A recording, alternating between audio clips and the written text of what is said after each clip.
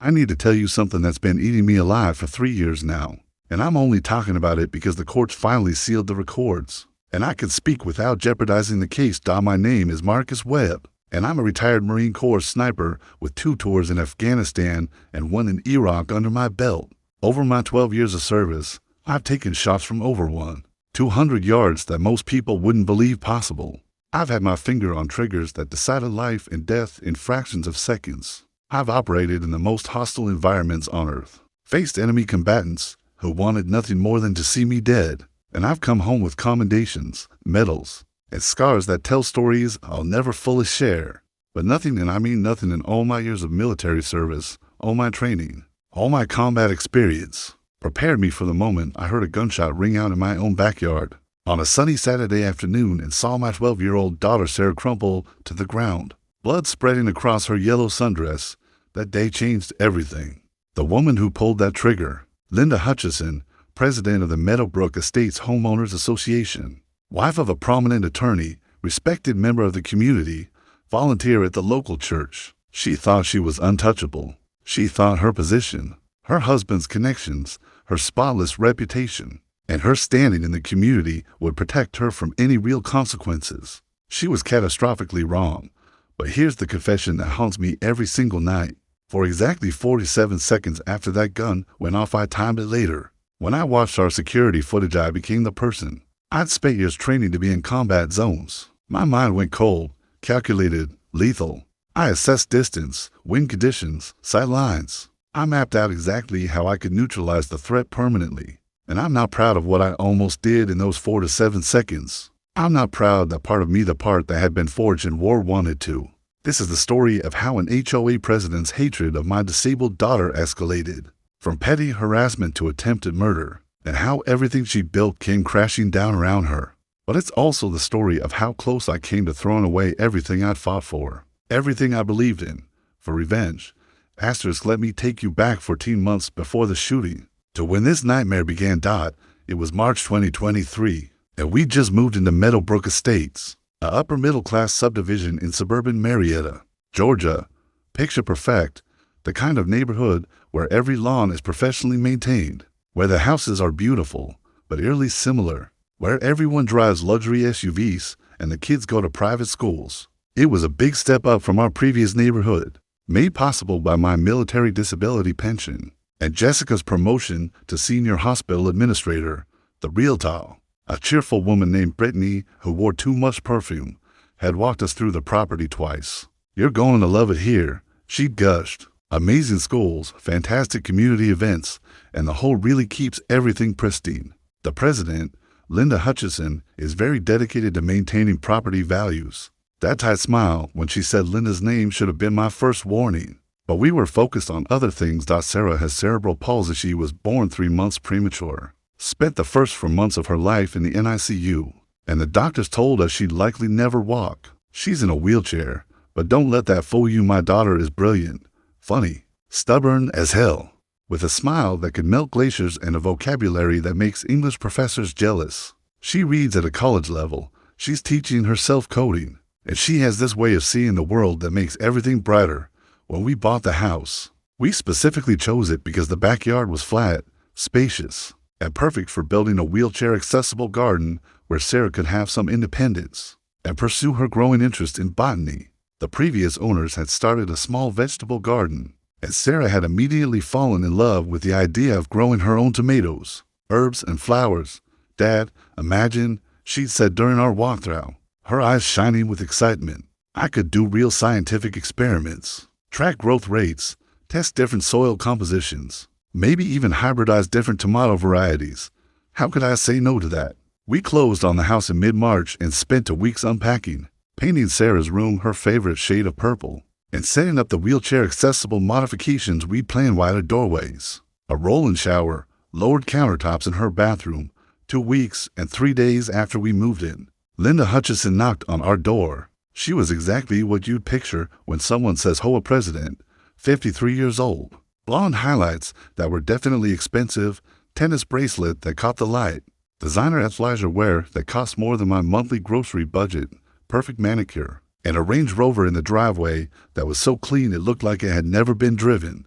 She had this smile professional, practiced, the kind of smile that real estate agents and politicians perfect that never quite reached her eyes. "Welcome to Meadowbrook Estates," she said, her voice syrupy sweet, southern accent turned up just a notch. She thrust a fruit basket at me, fancy, the kind from those expensive gift companies. Probably $60 worth of organic pears and imported cheese. "I'm Linda Hutchison, HOA president. I just wanted to personally welcome you to the neighborhood and deliver our community guidelines." She handed me a 3-ring binder. I'm not exaggerating, it was at least 2 inches thick, with color-coded tabs and laminated pages. "Wow," I said, trying to be friendly despite my immediate wariness.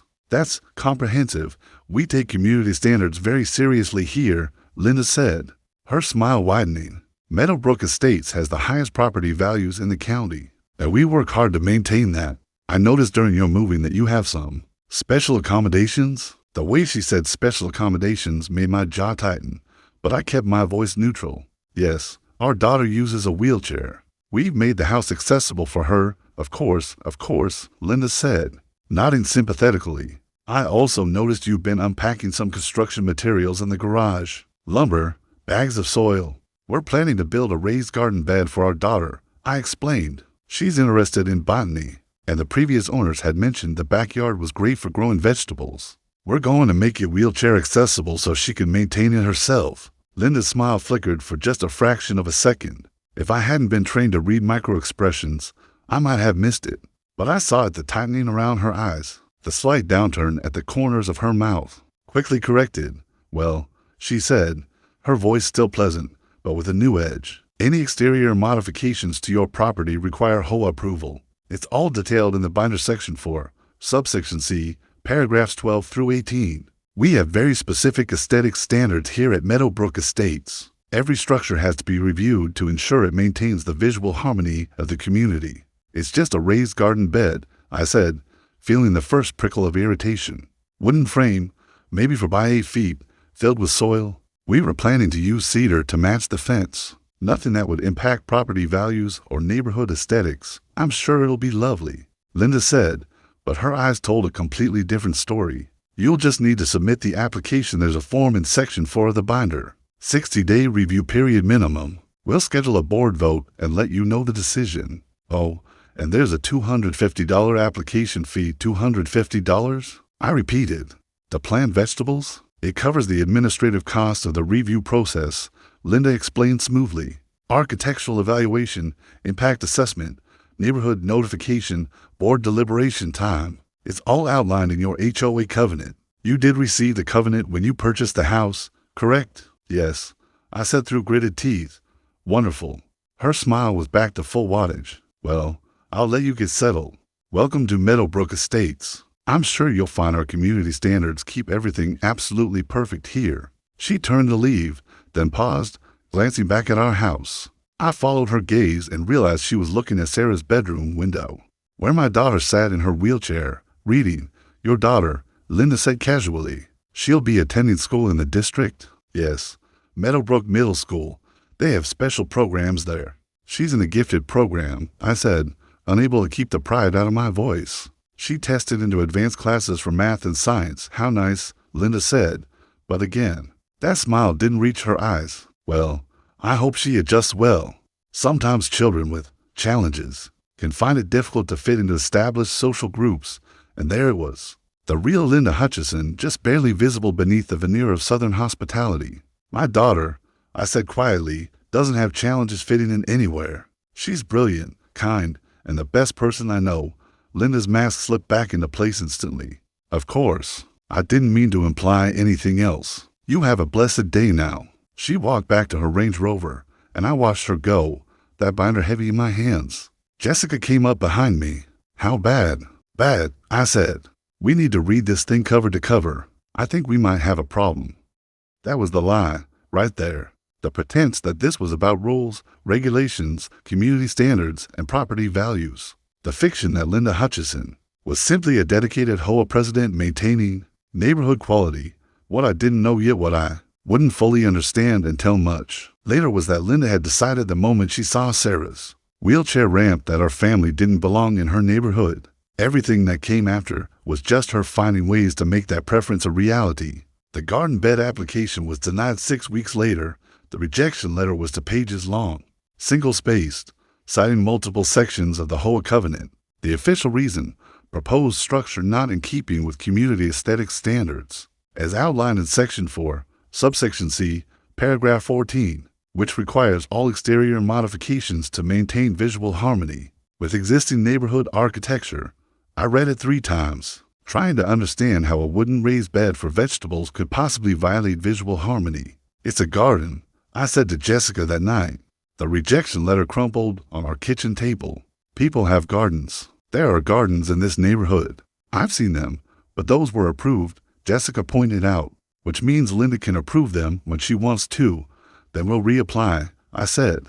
We'll address whatever concerns they have. I submitted a revised application with professional landscaping diagrams, detailed material specifications, and photos of similar raised beds in other high-end neighborhoods. I included a letter from Sarah's occupational therapist explaining how a garden would benefit her motor skills development and provide therapeutic outdoor activity. Application fee $1 to $150, processing time 60 days. Result: denied. Insufficient documentation of materials impact on neighboring property values. Third application: I hired an actual landscape architect. Cost me $800 to design the raised bed with professional CAD drawings, soil drainage analysis, and a full environmental impact assessment. Application fee $250. Processing time 60 days. Result: denied. Concerns about drainage patterns potentially affecting neighboring properties' foundation integrity. A raised bed 2 feet high, affecting foundation integrity. By this point, it was July, and Sarah was heartbroken. "It's because of me, isn't it?" she asked one night, tears streaming down her face. "Because I'm in a wheelchair. Mrs. Hutchison doesn't want me here." "That's not true, sweetheart," Jessica said, but we both knew she was right. The garden bed denials were just the beginning. Linda was systematically making our lives miserable, one petty violation at a time. Week 1 after we moved in, citation for having our trash cans visible from the street. They'd been out for exactly 4 hours on trash collection day, same as every other house on the street. But we got the violation notice. $50 fine. Week 3, citation for excessive noise disturbance. Sarah liked to listen to audiobooks in the backyard. Her current obsession was the entire Chronicles of Narnia series. The volume was set to normal speaking level. $75 fine. Week 5, citation for our doormat. I'm not making this up. Our doormat was apparently non-regulation color. It was navy blue instead of the approved gray, black, or brown. $75 fine. Week 7, citation for parking our car in our own driveway incorrectly, apparently. The wheels had to be precisely parallel to the curb, and ours were at a slight angle. $50 fine. It was relentless. Every week brought a new violation notice, a new fine, a new absurd claim that we were somehow destroying the neighborhood's carefully maintained perfection. But the worst part wasn't the fines or the constant surveillance. It was the way Linda looked at Sarah.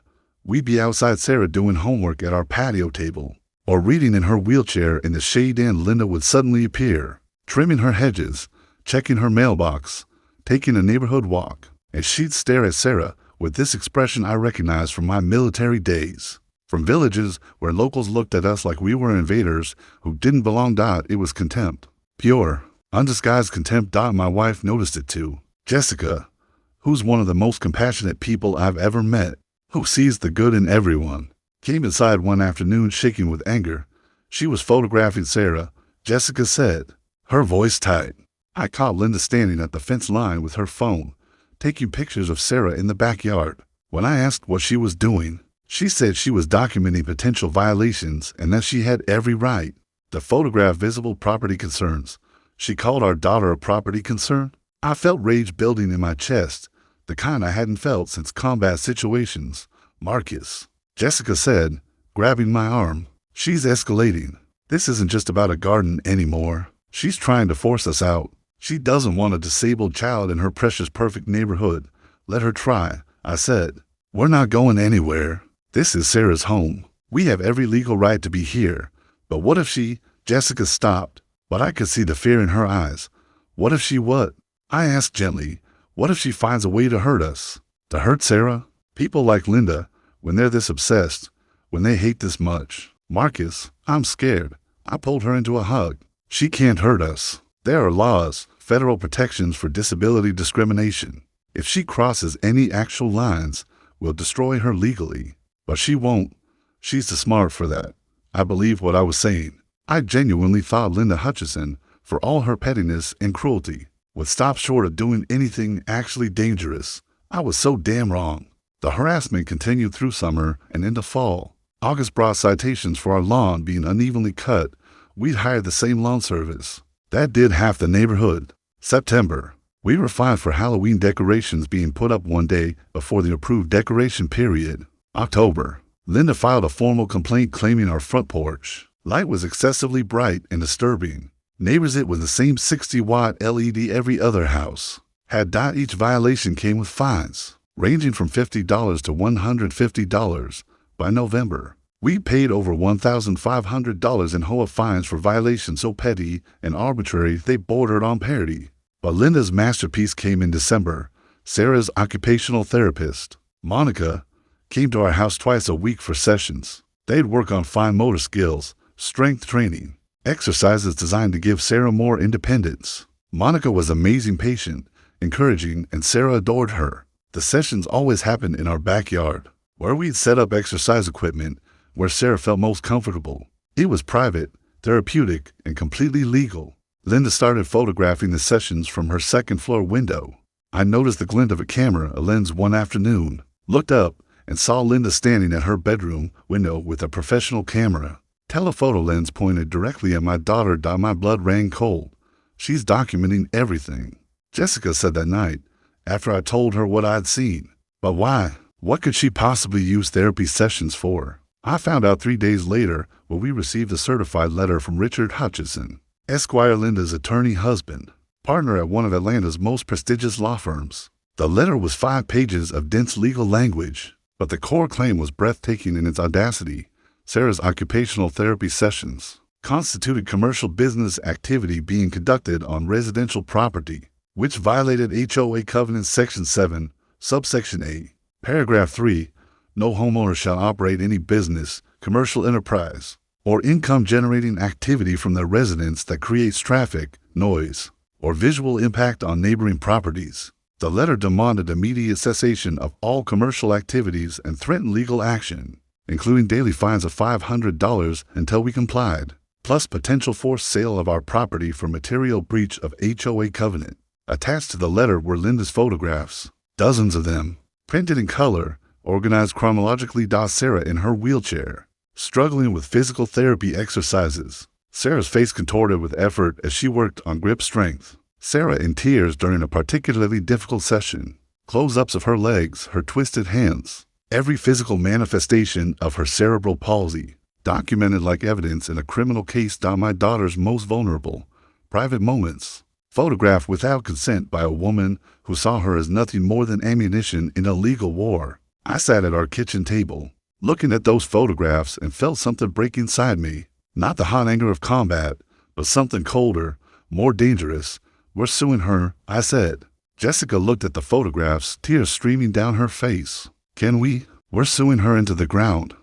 I took the photographs and Linda's letter to an attorney the next morning. Mitchell Davidson had been recommended by a friend from my veterans group, a civil rights lawyer who specialized in disability discrimination cases. His office was modest, decorated with framed newspaper articles about cases he'd won, pictures of his own kids.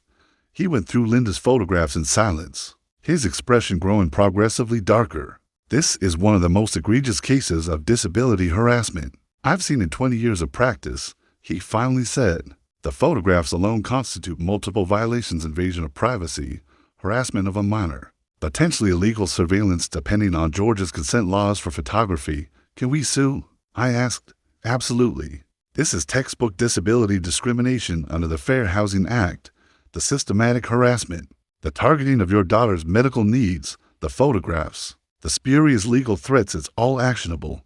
He leaned back in his chair. But Marcus, I need to be honest with you.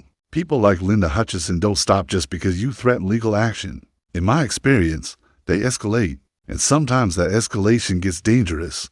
How dangerous? I've had clients receive death threats, property damage, One family had someone poison their dog. These whole wars can get ugly, especially when you're dealing with someone who sees your child as an existential threat to their property values. What do you recommend? Document everything. Install security cameras if you haven't already. Record every interaction. Save every email, every letter, every fine notice. Build an irrefutable pattern of harassment. He looked at me seriously. And prepare yourselves emotionally. This is going to get worse before it gets better. We're prepared, I said. I installed 8 security cameras that weekend covering every angle of our property. Motion activated, cloud storage, the works. Cost me the $1,000, but after seeing those photographs of Sarah, I wasn't taking chances. The cameras went live on December 18th. On December 19th, Linda filed a complaint with the city code enforcement, claiming our wheelchair ramp was structurally unsound and potentially dangerous. The ramp had been professionally installed by a licensed contractor, inspected, and approved by the city where we'd applied for the building permit. But code enforcement showed up anyway, forcing us to pay $500 for an emergency re-inspection to prove the ramp met all safety standards. It did, of course. The inspector actually apologized. This is clearly a harassment complaint. He told me, the ramp is better than code. Whoever reported this was wasting everyone's time. Can you document that? I asked. That it was a false complaint. I'll put it in my report, he said, and I saw him glance at Sarah, who was watching from her bedroom window. For what it's worth, my niece has CP. I know what families like yours go through. If someone's giving you hell over accessibility, that's not okay. Christmas came and went.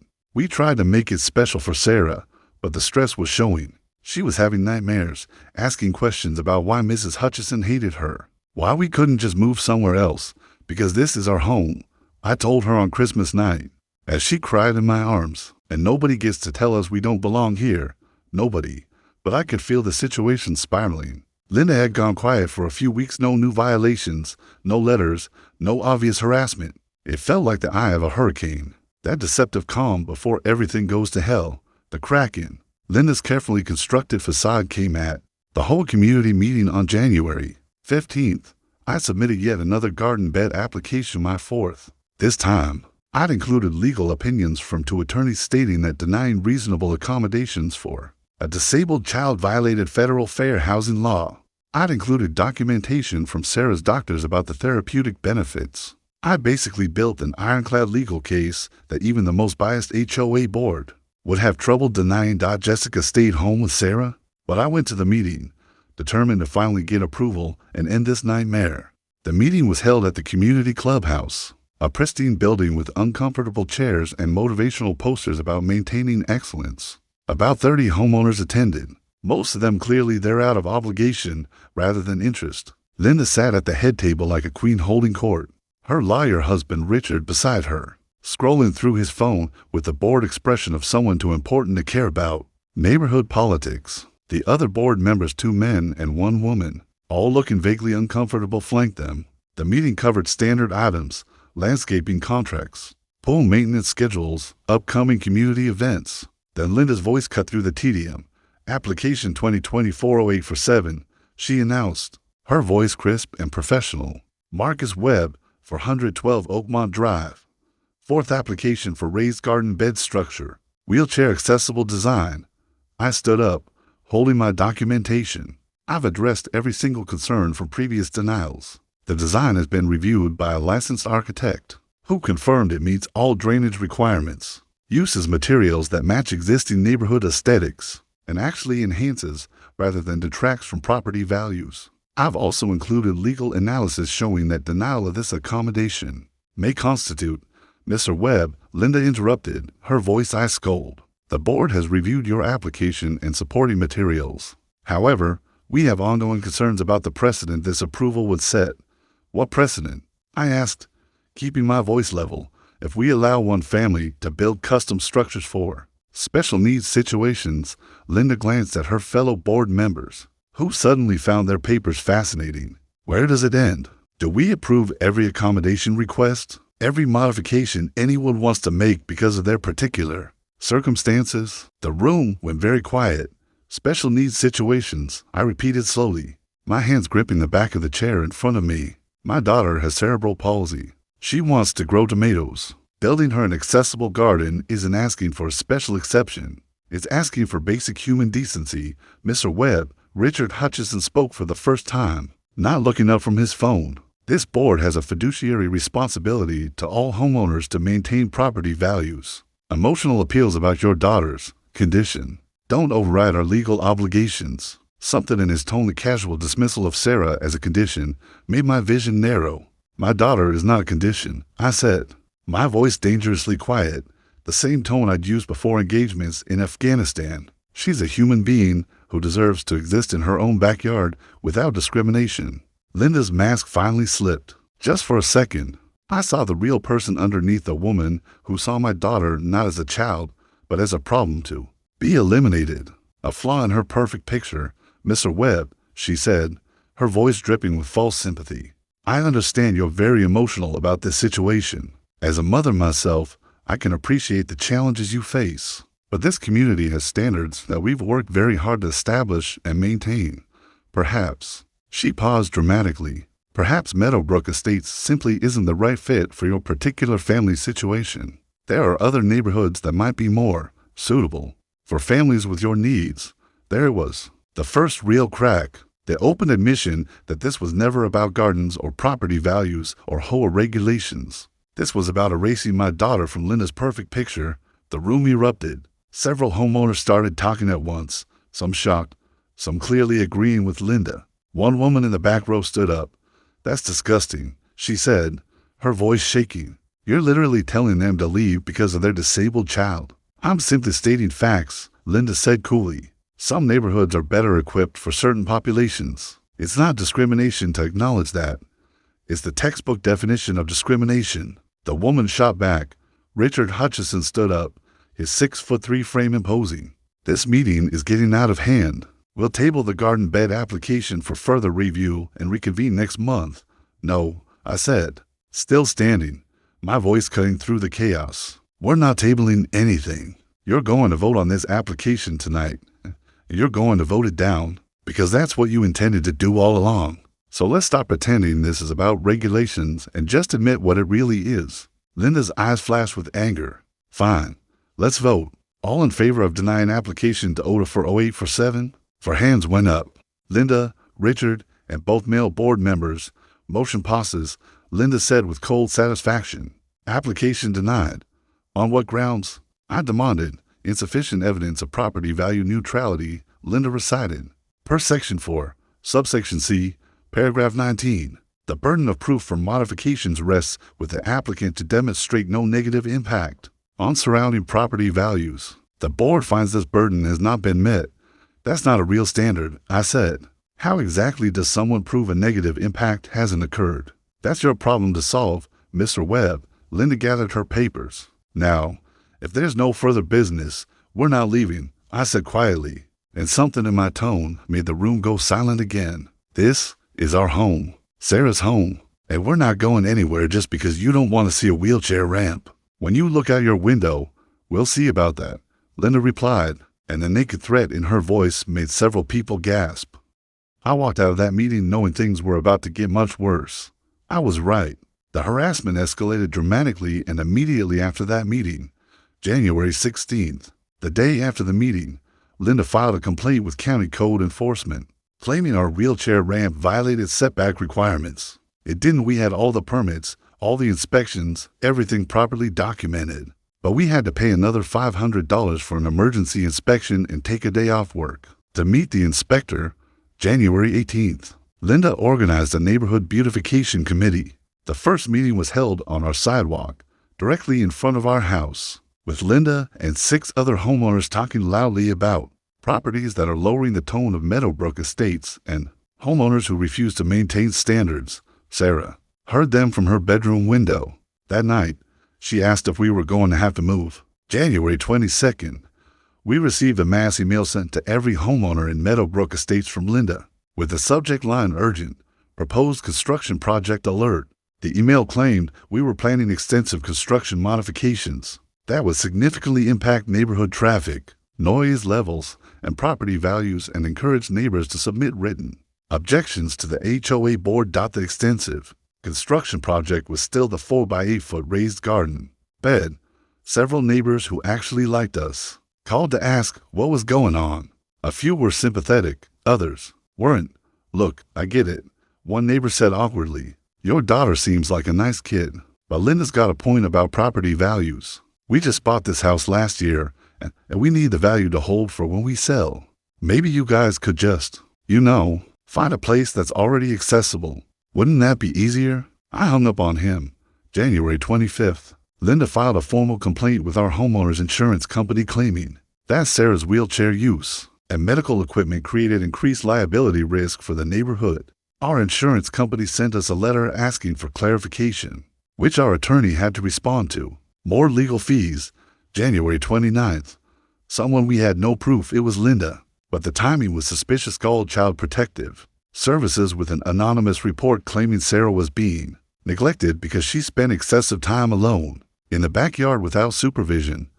CPS caseworkers showed up at our house on February 2nd.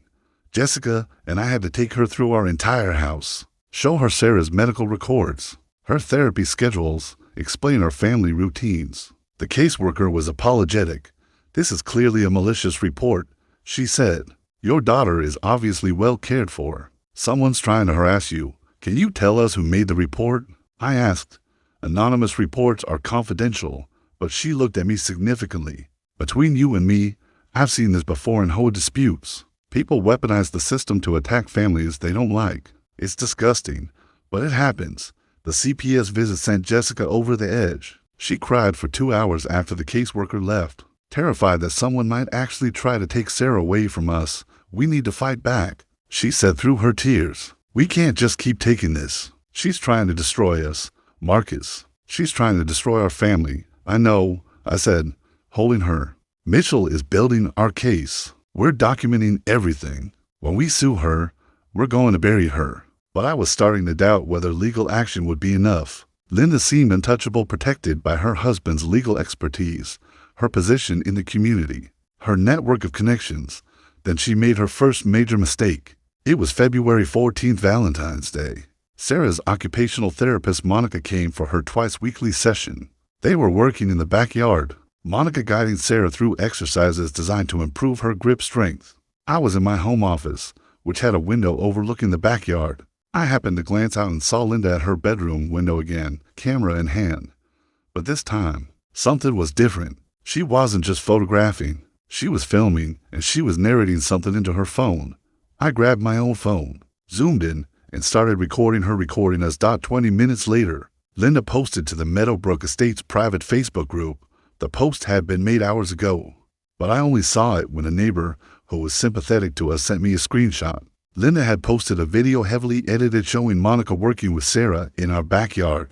She'd zoomed in on every moment where Sarah struggled, every expression of pain or frustration, every difficult exercise. The caption read, "This is happening 2 times per week in our neighborhood.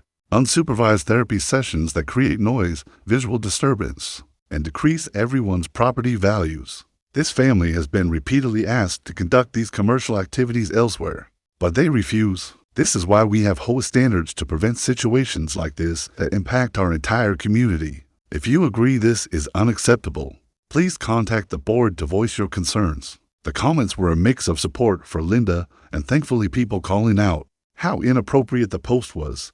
"This is a child receiving medical care. What's wrong with you?" One neighbor wrote, "Literally, what's the problem here? A kid doing physical therapy?" Another added, "But others were worse. I agree with Linda.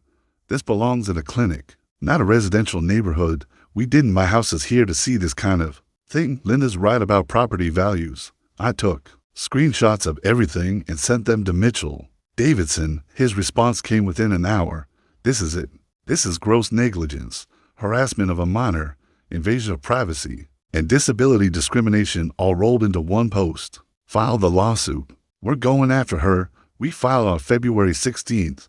The lawsuit named Linda Hutchison personally, Richard Hutchison personally, and the Meadowbrook Estates HOA as defendants. We sued for violation of the Fair Housing Act, disability discrimination, harassment, invasion of privacy, intentional infliction of emotional distress, and defamation. We asked for $500,000 in compensatory damages, $1 million in punitive damages, legal fees, and a permanent injunction preventing Linda from any contact with our family.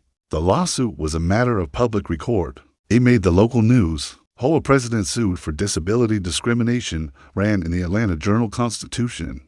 With a sympathetic photo of Sarah Dot for about 48 hours, I thought we'd won. I thought Linda would back down, that her lawyer husband would recognize they were legally exposed, that common sense would prevail. I was so catastrophically wrong. The lawsuit didn't stop Linda. It enraged her. February 20th. For days after we filed, Linda filed a countersuit claiming defamation, harassment, and malicious prosecution. Her claim was that our lawsuit was a strategic attempt to avoid legitimate HOA enforcement and that we were weaponizing our daughter's disability to escape community standards. The countersuit also demanded $750,000 in damages. Mitchell assured us it was frivolous, that it would be dismissed, that this was just Linda lashing out, but it cost us another $5,000 in legal fees to respond. February 25th. The HOA board, controlled entirely by Linda, voted to assess special fees against our property for ongoing administrative costs related to excessive violation review and legal consultation. The fee, $10,000, payable immediately or subject to lien on our property. It was legal extortion. March 3rd. Someone spray painted "Go away" on our driveway. No cameras caught who did it. They came from the street side, where we had no coverage, at 3 a.m. March 8th. Our car was keyed in the grocery store parking lot. Deep gouges along both sides. Thousands of dollars in damage. March 12th. Sarah started having panic attacks. She was terrified to go into the backyard, convinced someone was watching her, photographing her, judging her. "I just want to be normal," she sobbed one night. "I just want to live in my house without everyone hating me." Jessica and I were falling apart. The stress was destroying us. Our savings were being drained by legal fees. We were sleeping in shifts, one of us always awake in case something happened. We turned our home into a fortress, and it still didn't feel safe. Then came March 15th. I woke up at 6 a.m. to get ready for a morning run, my way of managing stress. When I opened the front door, I found a dead rat nailed to our doorframe, not just left there, nailed, with a note pinned through its body. Vermin belong in the trash. I stood there, staring at it, and something inside me snapped. I'd been patient. I'd followed the law. I'd documented everything, played by the rules, trusted the legal system. And this was where it got us: threats, vandalism, my daughter having panic attacks, my wife barely sleeping, our family under siege. I took a photo of the dead rat, called the police, filed a report. The officer was sympathetic but realistic, without witnesses or camera footage. "There's not much we can do," he said. "Probably neighborhood kids." "Honestly, it's not kids," I said. "It's targeted harassment." "Do you have proof?" I didn't. Not proof that would stand up in court. That afternoon, I did something I'm not proud of. I drove to Linda's house, rang her doorbell, and when she answered, I looked her straight in the eye. "This ends," I said quietly. "Whatever you think you're accomplishing, whatever point you think you're making, it ends now. Withdraw your countersuit, leave my family alone, or I swear to God, I will make it my life's mission to destroy you in court." Linda smiled. That same practiced, cold smile. "Are you threatening me, Mr. Webb? Because I'm recording this conversation." She held up her phone. "Would you like to repeat that threat for the record?" I realized then what I was dealing with. This wasn't about property values or HOA standards or even about Sarah. This was about power. Linda had built her entire identity around controlling her neighborhood, controlling the people around her, maintaining her perfect little kingdom where everything existed exactly as she wanted it. And we represented chaos. We represented something she couldn't control, couldn't perfect, couldn't make disappear with rules and regulations. Sarah's disability was a visible reminder that the world wasn't perfect, that Linda's carefully constructed fantasy of a flawless suburban paradise was just that, a fantasy, and Linda would rather destroy us than acknowledge that her worldview was wrong. "Stay away from my family," I said, and walked back to my car. That night, I told Jessica we needed to consider moving. "No," she said immediately, fiercely. "We are not letting her win. We are not teaching Sarah that bullies get their way. We stay, and we fight, even if it destroys us." I asked.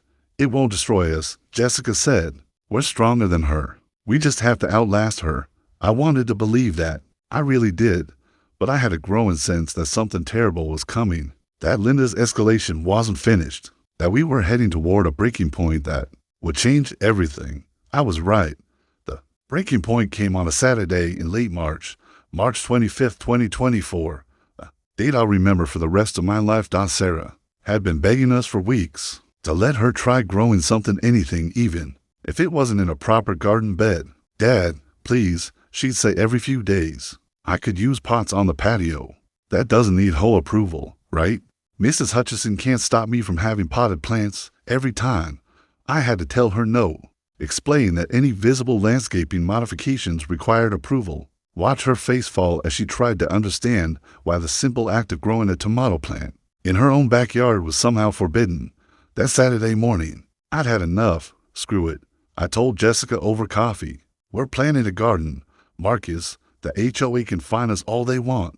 We're months into a lawsuit anyway. What's Linda going to do? Sue us twice? I was angry, reckless, done with being cautious. I'm not telling my 12-year-old daughter that she can't grow tomatoes in her own backyard because some bitter woman has a vendetta. We'll pay whatever fines they throw at us, and we'll fight this in court until we win. Jessica was quiet for a long moment, then nodded. Okay, let's do it. We spent the morning building a simple raised bed just for feet by 8 feet. Cedar wood to match the fence, filled with quality organic soil. Nothing fancy, nothing that any reasonable person could object to. Sarah was radiant, absolutely radiant. She wheeled herself around the backyard, picked out exactly where each tomato plant would go, measured distances with a tape measure, consulted her botany books about optimal spacing. Dad, can I plant them myself? She asked, her eyes shining with excitement I hadn't seen in months. Absolutely, kiddo, I said, kneeling beside her wheelchair. This is your garden, your project, your space. We were kneeling together beside the raised bed, Sarah's hands in the soil, carefully positioning her first tomato seedling. When I heard the distinctive click of a camera shutter, Linda stood at the fence line, technically on the public easement between our properties, with a professional-grade Canon DSLR telephoto lens photographing us. She wasn't even trying to hide it. She was smiling. Unauthorized construction, she called out, her voice cheerful. Major covenant violation. That's going to be a hefty fine, Marcus. I'd say at least $5,000 for materials and labor. Maybe more when the board meets to assess penalties. I stood up slowly, putting myself between Linda and Sarah. Get off my property. I'm on the public easement. Linda replied, still smiling. Fully legal, and I'm documenting violations for official HOA records. That monstrosity you've built comes down by Monday, or you'll be in material breach of covenant. The board can force the sale of your house for that. Sarah's face crumpled. She understood enough to know this woman was threatening our home, our family, everything. Mom, she whispered, her voice small and scared. Linda's camera swung toward Sarah, and I watched her zoom in, watched her take multiple photographs of my daughter's tearful, frightened face. That's when I understood fully, completely understood what was happening. Linda wasn't documenting violations. She was collecting trophies, proof that she could reduce a disabled child to tears, evidence that she had the power to destroy a family that didn't meet her standards of perfection. This was her victory lap. Sarah, I said gently, forcing my voice to stay calm even though rage was building in my chest. Go inside with Mom for a minute, okay? Jessica wheeled Sarah toward the house, and I turned to face Linda. Why? I asked quietly. Just tell me why. What did my daughter ever do to you? What did we do that justifies this? Linda lowered her camera, and for the first time in months, I saw her without any pretense, any mask, just pure, undiluted contempt. You want the truth, she said. Fine, I'll give you the truth. She stepped closer to the fence, and when she spoke, her voice was cold, clinical, like she was explaining something obvious to a slow student. Your daughter makes this neighborhood look bad. People drive by, and they see that wheelchair ramp, that ugly, institutional-looking metal ramp, and they see her sitting in that chair on your porch, and they think this is the kind of place where those people live. Do you understand what that does to property values? Those people. I worked for 15 years to make Meadowbrook Estates a premium community. Linda continued. 15 years of careful curation, of maintaining standards, of ensuring that only the right kind of families live here. And then you move in with your situation, and suddenly we're getting the wrong kind of buyers at open houses, the wrong kind of buyers. I repeated, my voice dangerously quiet. People asking about accessibility features and medical accommodation policies. Do you understand what that signals? It tells potential buyers that this is a neighborhood with problems, with special needs, with— She gestured vaguely at our house. Complications. My daughter is not a complication. Your daughter is a liability to my investment. Linda's voice was matter-of-fact, like she was discussing stock portfolios. Every day she's visible in this neighborhood, she decreases property values. Every modification you make for her accessibility, every therapist who comes here, every visible reminder that this community has accepted imperfection. It cost me money. I felt something crack inside me. Not anger, I was beyond anger. This was something colder, more control. Get the hell out of my property, I said, my voice shaking. Before I do something I regret. Linda smiled and held up her phone. Is that a threat? Because I'm recording audio to Marcus. I've been recording this entire conversation. She'd been baiting me, trying to get me to threaten her on tape, to give her ammunition for her countersuit, to prove I was the unreasonable one. We'll see you in court, she said pleasantly. Oh, and that garden bed, it comes down by Monday, or I'm filing for emergency injunctive relief. Enjoy your weekend. She turned and walked away, and I stood there, hands clenched into fists, watching her go. I should have known she wasn't done. Linda Hutchison came back the next morning. Sunday, March 26, 2024, 9:47 a.m. I was inside making breakfast when I heard Sarah scream. Not a surprised scream, not a playful scream, the kind of scream that bypasses your brain entirely and sends every parent into pure panic mode. I ran through the kitchen, through the living room, out the back door, my heart hammering, my mind already running through every possible disaster. Did she fall? Did she hurt herself? Did something collapse? Sarah was at the garden bed, sobbing, holding one of her tomato plants. Every single plant had been destroyed. All 6 tomato seedlings we planted yesterday, carefully chosen varieties, lovingly positioned by Sarah with her own hands, had been ripped out by the roots, stems snapped, scattered across the lawn. The cedar boards of the raised bed had been spray painted, bright orange, sloppy letters, remove unauthorized structure, and standing in her driveway, watching, was Linda Hutchison. She was far enough away to maintain deniability, close enough to make sure we saw her, and she was smiling. Who would do this? Jessica asked, even though we all knew. Stay with Sarah, I said. Already moving. Marcus. Jessica grabbed my arm, but I pulled away. I walked toward Linda's house, and she didn't move, didn't try to hide. She just stood there, arms crossed, waiting. You destroyed a child's garden, I said when I reached her driveway. I have no idea what you're talking about, Linda said pleasantly, though I did notice when I came outside this morning that your unauthorized structure appears to have been vandalized. You should probably report that to the police, and then remove the structure, since it's still in violation of HOA covenant. You did this. Can you prove that? Linda tilted her head. Do you have footage of me on your property? Witnesses? Or are you just making wild accusations because you're upset? She had me. Our cameras didn't cover that section of the backyard. She'd known exactly where the blind spots were. She had me. Our cameras didn't cover that section of the backyard. She'd known exactly where the blind spots were. This has to stop, I said, trying to keep my voice level. Linda, please. She's just a kid. She just wanted to grow tomatoes. Then you should have followed proper procedures and obtained HOA approval, Linda said. Instead, you deliberately violated covenant, and now you're dealing with the consequences. The consequences? I repeated. You destroyed a disabled child's plants. You spray painted her garden. What kind of person? The kind of person who maintains standards. Linda interrupted. The kind of person who doesn't let property values decline because some people think their personal situations entitle them to special treatment. I stared at her, and something in my expression must have finally penetrated, because her smile faltered slightly. Stay away from my family, I said quietly. Stay away from my daughter. This is your last warning, or what? Linda's smile was back. What are you going to do? Marcus, hurt me, threaten me, because that would be assault, and my husband would have you arrested so fast. I'm going to destroy you legally, I said. Every asset you have, every connection you think protects you. Your reputation, your position, I'm going to take all of it. And when I'm done, everyone will know exactly what kind of person you are. Good luck with that, Linda said, and turned to walk back into her house. I stood there for a long moment, then went back to comfort my daughter. Sarah was inconsolable. Jessica had gathered up the destroyed plants, but Sarah kept crying, holding the broken stems, asking why anyone would do this. Well, plant new ones, I told her, kneeling beside her wheelchair. Better ones, and this time, I don't want to plant new ones, Sarah shouted, tears streaming down her face. She'll just destroy them again. She hates me, Dad. She hates me, and I didn't do anything wrong. You didn't do anything wrong, I said, pulling her into a hug.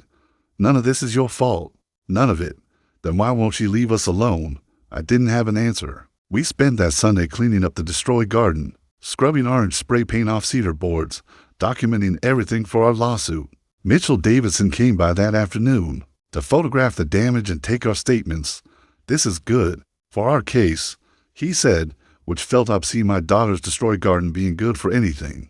It shows escalating harassment, property damage, targeting of Sarah specifically, combined with everything else. This strengthens our claim significantly. When do we go to trial? I asked. Realistically, 8 to 12 months. These cases move slowly. 8 to 12 months of this. 8 to 12 months of Linda's harassment, her vendetta, her systematic attempts to destroy us. I didn't think we'd survive it. That night, after Sarah finally cried herself to sleep, Jessica and I sat in our darkened living room. We have to move, she said quietly. This isn't sustainable. It's destroying Sarah. It's destroying us. If we move, she wins, I said. If we stay, we might lose our daughter to this stress, Jessica countered. She's having panic attacks, Marcus. She's scared to go in her own backyard. How much more can we put her through? I didn't have an answer to that either. We decided to sleep on it, to make a decision in the morning about whether to put the house on the market. We never got the chance, because Saturday, March 30th, 4 days later, Linda Hutchison brought a gun to our property line. It was the 4:43 p.m. on Saturday afternoon. Beautiful day, spring sunshine, 72 degrees, light breeze. Sarah was in the backyard, reading in her wheelchair. Under our patio umbrella, Harry Potter and the Prisoner of Azkaban, a book she'd read a dozen times but still loved. Jessica was at the grocery store. I was in my office, reviewing documents for our lawsuit, half watching Sarah through the window. Linda walked into her backyard carrying something in her right hand. I noticed because I become hypervigilant about Linda's movements. Anytime she was outside, I tracked her, documented her proximity to our property, stayed ready in case she tried something. She walked to the fence line, the same easement area where she'd photographed us before. She was holding a gun, not a hunting rifle, not a shotgun, a Glock 19, semi-automatic handgun, civilian model, and she was pointing it toward our backyard, toward Sarah. Everything slowed down. I saw Linda raise the gun, saw her assume a shooting stance, feet shoulder-width apart, two-handed grip, arms extended, not casual, not accidental. She knew how to hold that weapon. I was already moving, out of my office, down the hall, my mind clicking through calculations with the cold precision of my military training. Distance, from Linda to Sarah, approximately 40 feet. Sarah's position, stationary target, seated, unaware. Linda's stance, stable, aimed. Time to reach Sarah, approximately 6 seconds from my current position. The shot rang out. One round, loud, sharp, unmistakable. Sarah screamed and fell sideways in her wheelchair. I saw blood. The world turned red. Not metaphorical. Actual red haze around the edges of my vision. My brain flooding with adrenaline, my body moving on combat autopilot. I reached Sarah in for 0.2 seconds. I know because I later watched our security footage and timed it. The bullet had grazed her left arm, tearing through her yellow sundress, leaving a bloody furrow about 4 inches long across her bicep. Not deep enough to hit bone or major vessels, but bleeding, painful, dramatic. Sarah was screaming, coherent, screaming, which meant she was conscious, aware, not in shock yet. Stay down, I said, my voice completely flat, emotionless, the same tone I'd used in combat. Don't move. I turned toward Linda. She was still standing at the fence line, gun lowered now, her face showing the first signs of understanding what she'd just done. Not remorse, understanding, the realization that she'd crossed a line she couldn't uncross. 47 seconds. That's how long I stood there, looking at Linda Hutchison, running calculations. Distance, 40 feet, clear line of sight. Target, stationary, unaware of immediate danger, no cover. Wind, negligible, 3 to 4 miles per hour from the east. Obstacles, chain link fence, easily penetrated by 9mm round. Justification, active shooter, imminent threat. Defensive dependent. I could have done it. Legally, morally, tactically I could have drawn. My own weapon locked in my office safe, combination I memorized. 15 seconds to retrieve, return to the backyard, and neutralize the threat. Linda had just shot my daughter. Any jury in Georgia would have called it justified. For 47 seconds, that's what I wanted to do. Not justice, revenge. Sarah's voice brought me back. Dad? She was crying, holding her arm, blood seeping through her fingers. Dad, it hurts. I made my choice. I'm calling 911, I said, pulling out my phone. Sarah, sweetheart, stay still. You're going to be okay. I called 911, gave them our address, explained that my daughter had been shot, that the shooter was still in her adjacent yard, armed, that I did something that probably saved Linda Hutchison's life. I called out to her, my voice carrying across the fence. Linda, put the gun down. The police are on their way. Put the gun down and don't move. She looked at me, and I saw actual fear in her eyes for the first time. I didn't mean.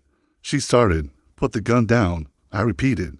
Now, she set the Glock on the ground. Police arrived in 6 minutes. Ambulance arrived in 8. Sarah was transported to the hospital.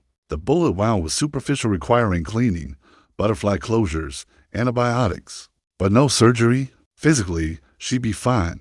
Emotionally, that was going to take longer. Linda Hutchison was arrested at the scene. The charges, as read by the arresting officer, aggravated assault with a deadly weapon, reckless endangerment, discharge of a firearm within city limits, assault on a minor.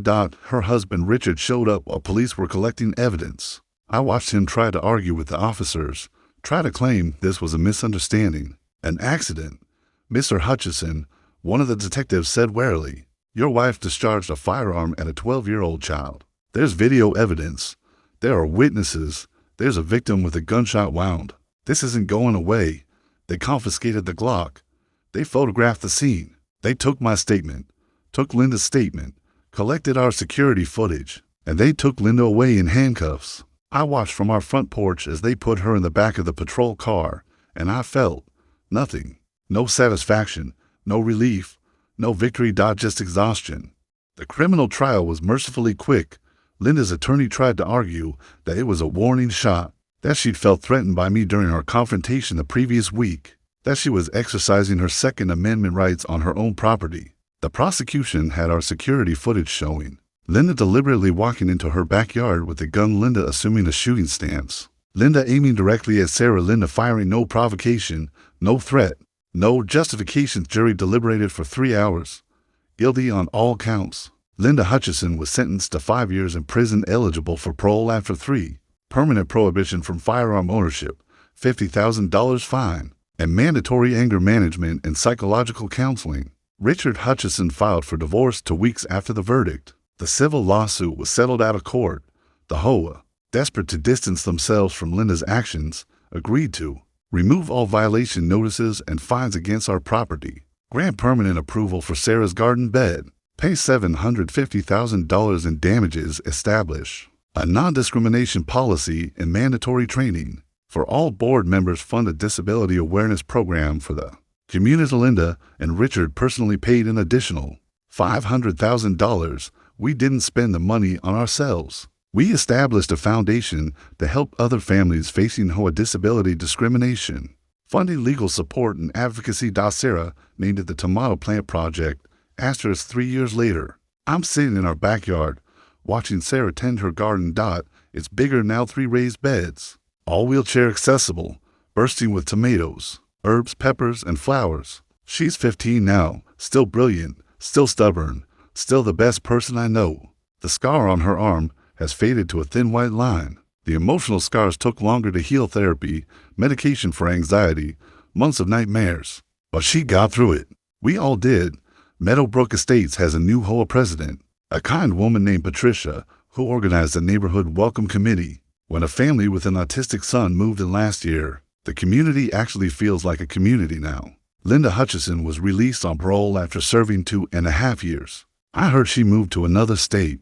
I don't think about her much anymore. Sometimes people ask me if I regret not fighting back that day, if I regret letting her go to prison instead of handling it myself. I tell them about those 47 seconds, about how close I came to throwing away everything I survived combat for, everything I built, everything I believed in, for revenge that would have destroyed my family more surely than Linda ever could. I tell them I made my choice. I chose Sarah over vengeance. I chose law over violence. I chose healing over hatred, and I make the same choice every time Sarah calls out from the garden. Dad, come look at this tomato. I think it's almost ready to harvest. I walk over to where she's sitting in her wheelchair, examining a large beefsteak tomato with the same intensity she brings to everything she cares about. That's beautiful. Kiddo, I say, from the seeds we saved last year, she says proudly. 3rd generation now. I'm documenting the selective traits from my science fair project. This is what Linda Hutchison tried to destroy. A child's joy in growing things. A family's right to exist in peace. The simple act of a girl tending her garden. She failed. We're still here. Sarah's still growing tomatoes. And every year, her garden gets a little bigger, a little more beautiful.